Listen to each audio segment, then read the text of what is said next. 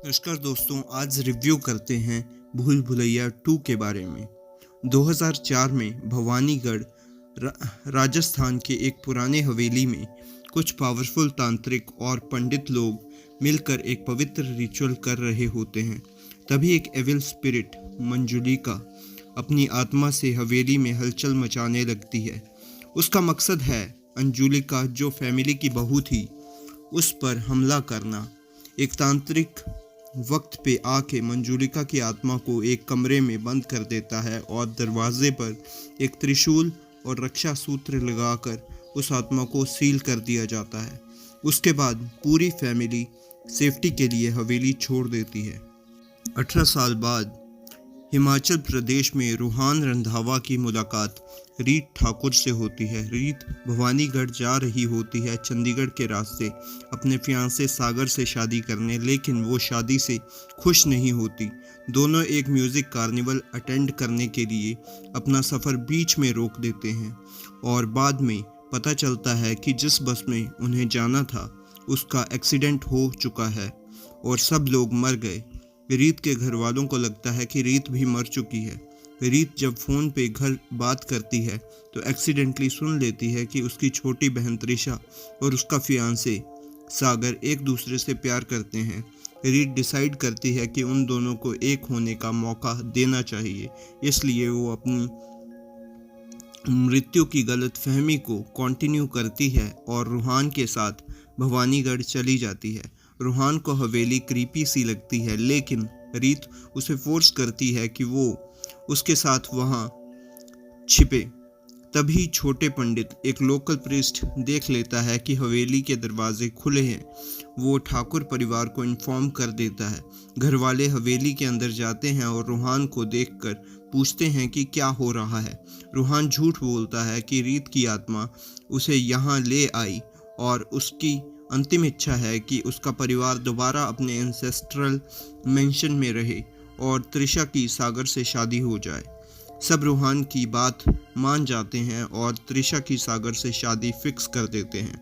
रूहान की आत्मा से बात करने की शक्ति के चक्कर में वो सबका फेवरेट बन जाता है और उसे लोग रूह बाबा कहने लगते हैं।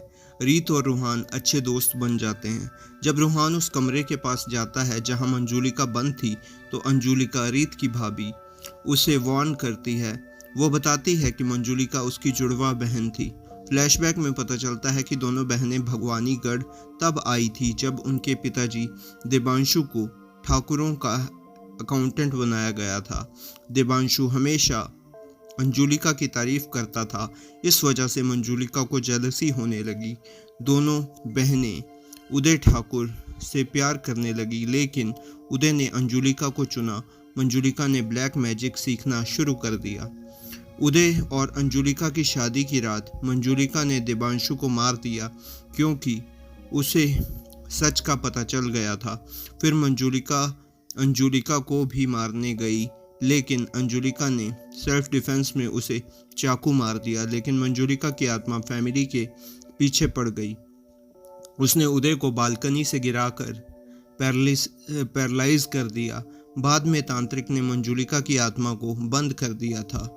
वापस प्रेजेंट में रीत के पिताजी रूहान को बताते हैं कि मंजुलिका की वजह से फैमिली के 8 मेंबर्स मर चुके हैं। एक रात छोटे पंडित रूहान और रीत को हवेली में देख लेता है।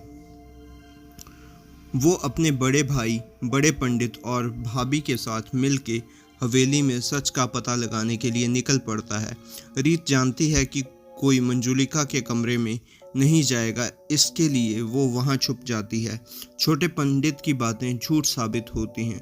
तभी मंजुलिका वापस एक्टिवेट हो जाती है और अंजुलिका पर हमला कर देती है। अंजुलिका को सच पता चल जाता है कि रीत जिंदा है और वो रीत और रूहान के साथ मिलके मंजुलिका का सामना करती है। वो तांत्रिक से मदद लेते हैं, लेकिन वो कहता है कि उसे 3 दिन लगेंगे। तब तक मंजुलिका उस तांत्रिक को पोजेस कर लेती है और उसकी शक्ति उसके शिष्यों को मारकर उसे भी मार देती है।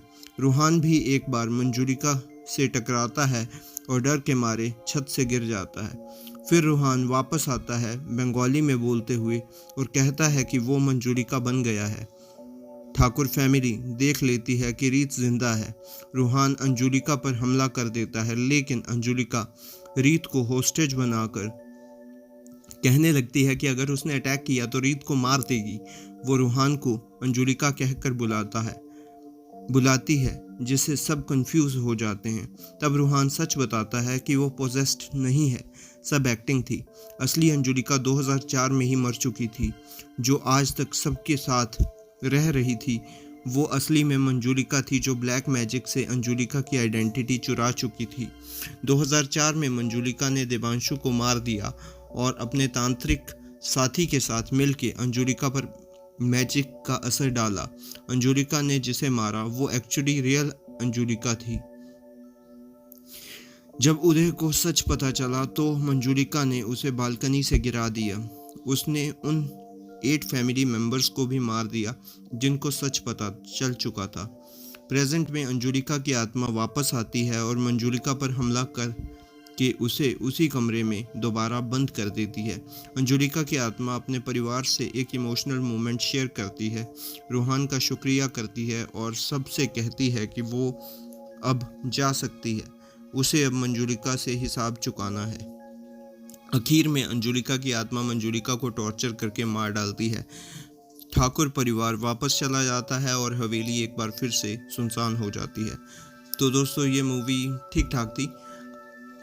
ये था मेरा रिव्यू। मैं मिलता हूँ आपको किसी और वीडियो में, किसी और रिव्यू के साथ और किसी और मूवी के साथ। तब तक के लिए बाय।